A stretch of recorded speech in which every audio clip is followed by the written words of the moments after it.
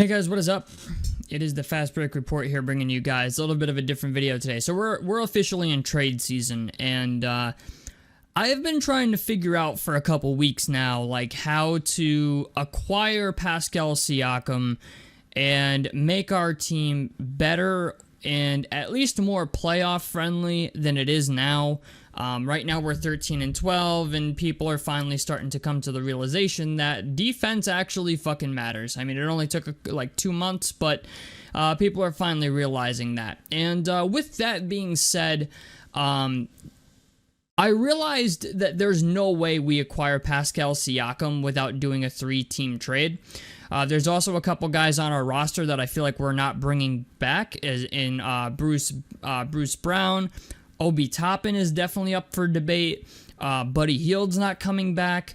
And I also think Miles is kind of on the hook as well. You know, I said this in my last video that he's only shooting 33% from 3 this year. You know, really the Pacers have been looking for a reason to get rid of Miles Turner, and now they finally have one. You know, it used to be that, like, oh, we keep Miles because he's a stretch big. Well, he's not even like shooting the 3 well anymore. So now it's like he's not really that great of an on-ball defender. He's great. Like, the best thing Miles does is like weak side help or help defense. That's the one thing Miles is great at. But that's pretty much where the train stops on Miles Turner. And like, he, you know, was shooting the 3 pretty well in prior years, but this year it's been fucking abysmal. So the question has become, how can we make the Pacers better defensively, but also give them a future at the same time while not giving up, you know, Ben Mathurin or Jarris Walker. We do let go of Andrew Nembhard in this one, spoiler alert, but there's a reason for it. So I'm going to go ahead and get into this, but these are the 3 trades that I came up with that I think would fix the Indiana Pacers, or at least make them more competitive. So the first one's a very simple one. It's actually going to be with the Cavaliers. Actually, I can do both of these trades in one trade. So really it's only 2 trades. But the first trade is Obi Toppin to the Cavaliers and Miles Turner to the Cavaliers for Jared Allen and Isaac Okoro. Maybe you throw a pick in there, I'm not sure.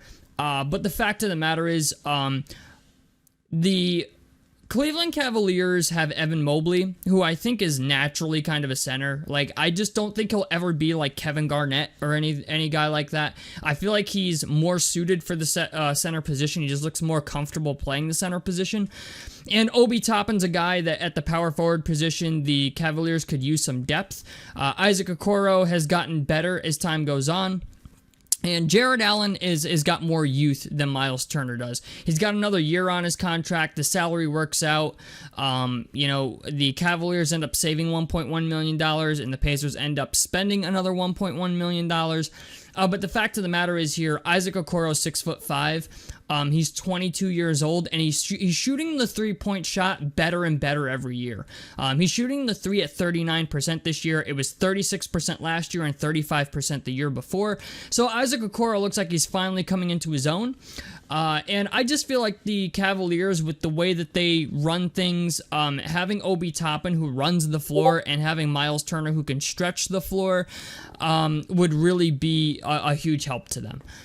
So yeah, I feel like this works out for both teams. As you can see, like, it really doesn't change much for both teams. The Cavaliers get better on offense. We get better on defense. The plus and the wins column really doesn't change for either team. But the fact of the matter is, we also get more youth in this trade. Obi Toppin, I think, is 25, and Miles Turner is 27. Jared Allen, I think, is 25, and Isaac Okoro is 22. And the Cavaliers are looking for any reason that they can to keep Donovan Mitchell around, and their record is kind of suffering. I think adding Miles Turner and, you know, getting Jared Allen out of the paint and allowing Evan Mobley to play in the paint would be something that'd be worthwhile to the Cavaliers. So that's the first trade, is Jared Allen and Isaac Okoro to the Pacers for Miles Turner and Obi Toppin. I kind of don't feel like Obi Toppin's coming back anyway. Obi Toppin, for whatever reason, is like really good on offense now, shitty on defense, and in the beginning of the year, he was great on defense and shitty on offense. So I don't know, I just feel like the Pacers are going to be looking for something else, especially if we're trading for Pascal Siakam, which is the very next trade that we're going to do. So the Pacers are still here, so let's reset this. We're going to go with the Toronto Raptors in this one, and we are going to, for Team 3, include the Minnesota Timberwolves. Now, this is a trade I took a very long time to figure out. It was something that I spent a lot of time on because I tried to make it fair for all teams involved, or at least make it seem realistic for all teams involved. So I actually had to take a picture of it because it's got a lot of moving parts. Pascal Siakam's going to the Pacers, and a 2024 first rounder unprotected from the Timberwolves is going to the Pacers as well. So that's what we got coming in. What we got going out is going to be Bruce Brown is going to the Raptors, and we have a 2024 first-round pick, which is least favorable. So what that means is this 2024 first-round pick via OKC, which is Houston, the Clippers, or Utah. Basically, we received the least favorable of OKC's 2024 first-round pick. So basically, between Houston, the Clippers, and Utah, this is most likely going to be the Clippers pick. So figure it's going to be like, I don't know, a mid to late first round pick. So we're going to send that to the Raptors so they feel happy about getting a first round pick.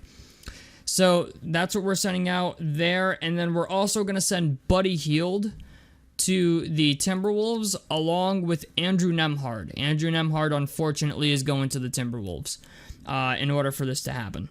And then the Raptors are going to be sending OG Anunoby to the Timberwolves. And the Timberwolves are going to send Karl Anthony Towns to the Raptors with Leonard Miller, if I can find him. And if we try this trade out, this works. The stipend rule doesn't matter here because it's not consecutive. But the fact of the matter is this is a trade that I think helps everybody. Now, why do I think this trade works out, right? Because there's going to be people who automatically get their fucking titties and their panties and shit in a twist because we're trading Buddy Hield, or we're trading Andrew Nembhard, or we're trading Bruce Brown, or we're trading a first round pick. Listen, man, to give up, to get things, you got to give up things, okay? I'm sorry, but nobody in the fucking NBA is going to give you Pascal Siakam for absolutely fucking nothing, okay? That's not the way the world works, and that's not the way the Toronto Raptors work. Why do I like this trade so much? Well, let's start from the Pacers standpoint, right? We get off Buddy Hield and Bruce Brown, who are probably not coming back anyway, right? We give the Raptors a bullshit first-round pick to get an unprotected first-round pick from the Timberwolves, right? Which is still probably going to be the same exact fucking thing, by the way. It just makes, the reason we get the first-round pick from Minnesota is because we're sending them Andrew Nembhard. So that's the whole reason for that. But, we also, we get to put Pascal Siakam next to Jared Allen, potentially. Or, and we get to keep we'll have Isaac Okoro on our roster. So having a team of Pascal Siakam, or a front court of Pascal Siakam and Jared Allen really isn't the end of the world. Right? That's the outcome of this, is you would have a team of Pascal Siakam and Jared Allen with Tyrese Halliburton and Benedict Mathurin and Isaac Okoro or Aaron Nesmith. This trade also means that Jarris Walker and Benedict Mathurin would maybe get more playtime, as well as Isaiah Wong. Isaiah Wong's a guy who plays in the G League right now, who I think has got a lot of potential to be pretty good. And then TJ McConnell just moves up to be our backup point guard, right?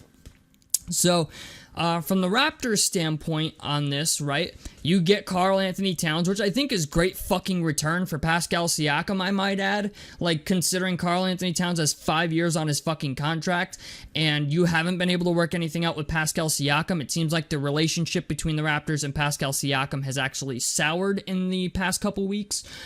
So getting Karl Anthony Towns for Pascal Siakam is not the end of the fucking world. Yes, you're not getting 4 first-round picks for him, but Karl Anthony Towns is, I would argue, almost better than 4 first-round picks, considering with those 4 first-round picks, you gotta hope somebody pans out. With this, you know what you're fucking getting. You get to put Karl Anthony Towns next to Scotty Barnes for the next 5 years, right? And give Scotty Barnes a bona fide number 2, who I would argue is probably better than Pascal Siakam at this point, right? At least, for what he's gonna be doing. On the Raptors, he's gonna be putting up fucking ridiculous numbers now that he doesn't have to share touches with Rudy Gobert. You get Bruce Brown out of it too, who is better than, or Yeah, I guess Bruce Brown's better than Dennis Schroeder, and he's significantly younger. And you get Leonard Miller for OG Anunoby, who you sent to the Timberwolves, because Leonard Miller, let's be honest, 4 years on his contract. You get to put him next to Scotty Barnes, Karl Anthony Towns, and Bruce Brown. Leonard Miller's a guy who wasn't going to get any opportunity in Minnesota anyway, because they're now technically in the contention conversation, being that they have the number 1 record in the West right now. And you get a 2024 late first round pick just for ha-has to make you feel better from the Pacers, right? A first round pick that really doesn't matter to us because the Pacers really don't need any more rookies. Okay, like what they really fucking need is solidified guys, and getting a 2024 first round helps. I get it, you're swapping a pick for a pick, but really, like, first round picks are kind of invaluable to the Pacers now anymore. Like, they don't hold much value. Now you're trying to put together something that wins, right? Now, if you're the Minnesota Timberwolves, this trade works out fucking phenomenal for you, and I'm going to explain why. Everyone keeps saying, oh, well, I don't see the Timberwolves trading Karl Anthony Towns, being that they have the number 1 record in the West.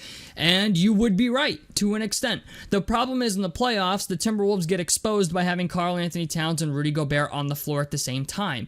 And most teams in the NBA are capable of doing small ball lineups, whether it's the Boston Celtics, whether it's the Milwaukee Bucks, the Phoenix Suns. You're going to have to play the Lakers. You're going to have to play the Dallas Mavericks, the Denver Nuggets. You have to be able to stack up defensively against those teams, not offensively. And unfortunately, that's what Karl Anthony Towns provides. Offense and not much defense.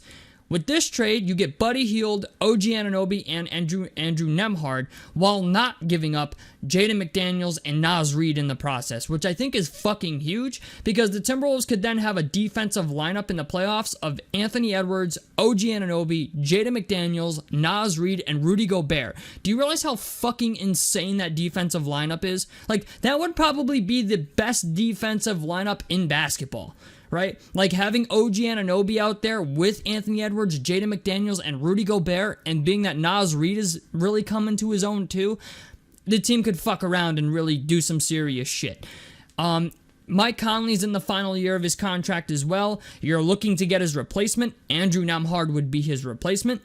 Andrew Nembhard is a guy with 3 years left on his deal, but you need somebody, to put in there that Mike Conley can teach to play with Rudy Gobert and Anthony Edwards. I think Andrew Nembhard's a perfect candidate for that. Considering in 3 years we're not going to be able to really re-sign him anyway. I mean, we might be able to, but we'll have to go over the luxury tax for a guy who's essentially a luxury item for the Indiana Pacers. Like, Andrew Nembhard is good. I understand people don't want to get rid of him, but he's a guy that plays a position that we are already solidified at. We have him playing shooting guard when he's naturally a point guard, right? So why keep him? Right? He's a combo guard that we're probably eventually going to have to say goodbye to anyway at some point. We might as well send him to the Timberwolves, where he has some type of future to be a starter and live up to his potential, right? Then the Timberwolves also get OG Anunoby, who's a great all-around player. He can shoot the three, he can get to the basket. He's 6'7", so he's 3 inches taller than Anthony Edwards. I think OG Anunoby would be a great fit for the Timberwolves. And you get Buddy Hield as well out of it, where the Timberwolves really needed three-point shooting, and they get that in this trade as well between OG Anunoby and Buddy Hield. The Timberwolves are a team that could really use shooting, and adding Buddy Hield and OG Anunoby, like the combination of the two is great. And if you're the Pacers, you get Pascal Siakam for, Buddy Hield and Bruce Brown, who are probably not coming back anyway. Okay, like, Buddy Hield is on an expiring deal. We're not going to bring him back for what he wants to get paid. And Bruce Brown has a team option that if we accept for whatever reason, right, in free agency, we're not going to get, like, if we were to accept Bruce Brown's team option, we can't go after OG Anunoby or Pascal Siakam in free agency, or Paul George, or Kawhi Leonard, or literally fucking anybody in free agency that we would want to go after. So Bruce Brown's team option is gonna get declined regardless. So the idea that we can get Pascal Siakam out of it in a 2024 first round, I kind of like it. So at the end of the day, man, this is just something I came up with within an hour and a half. It took me a long time to figure out something that I thought all three teams would accept and all three teams would go for. And honestly, I like it for all three teams. The Pacers also, you get, from the Pacers standpoint, you get Pascal Siakam. With the first trade, you trade Miles for Jared Allen, and you finally have a solidified front court. Jared Allen is still young. He's still got room to develop. Putting him next to a guy like Tyrese allows you to have some pretty crazy screen and roll options. Jared Allen's a lob threat, so you could throw him the ball off a lob or kick out to Siakam for some mid-range scoring. Siakam's not the greatest three-point shooter in the world, but on a good day, he's capable of knocking it down. We still have Ben Shepherd, who looks like he's going to be a good shooter, and with that 2024 first-round pick, you could draft a fucking shooter. And on top of it, the Pacers free up $5.5 million in cap space.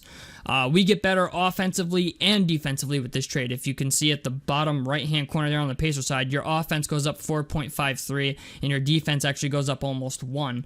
But it's just the idea, this is just something that I thought worked for everybody, and it's something that I think, because in order to get Pascal Siakam, the Pacers would have to include a third team, and the Timberwolves are a team that I feel like is looking to move off of Karl Anthony Towns' contract anyway. Regardless of how fucking good he is, he's a liability on defense. I think everybody who's watched Karl Anthony Towns play knows that. Unless he's playing against Miles Turner. But it's just the idea, I like it for all teams. I think it works out well for all teams. And, it gives the Pacers a chance to get what they want. I get it. Pacers fans want OG Anunoby because he played for Indiana University. But the fact of the matter is, I feel like Pacers fans have tunnel vision when it comes to guys who played in Indiana, because they think if they trade for somebody who played in Indiana or sign somebody who played in Indiana, that they'll stay there for fucking ever, which isn't always the case. I mean, everybody wanted Trace Jackson Davis, and still to this day people want him, even though he has zero want to play in Indiana. And yet everybody still wants us to trade the Golden State Warriors for Trace Jackson Davis. I'm not sure why, but it just, Pacers fans for whatever reason have tunnel vision when it comes to players that have played for Indiana, or in Indiana, like Jaden Ivey playing at Purdue, and Gordon Hayward, and all these other guys. You know what? It's just, let it be. What I'm saying? Not every fucking player that played in Indiana needs to come to Indiana. But this is a trade that I like. It's not the greatest trade in the world. I can admit that. But I think it's pretty fucking close to what all the teams in this trade would need or could be happy with, at least. It wouldn't, let's put it this way. This is a trade that could happen that wouldn't be the end of the world.